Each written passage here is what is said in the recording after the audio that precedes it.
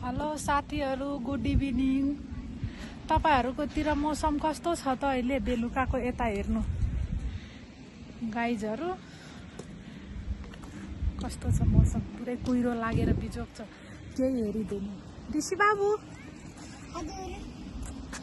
यताको मौसम यस्तै छ, कुहिरो लागेर केही देखेको छैन। यो मौसम भनेको धनकुटा जिल्लाको डाँडा बजारको हो साथीहरू। यी हेर्नु, यस्तो सेतो मात्रै छ, कुहिरो लागेर।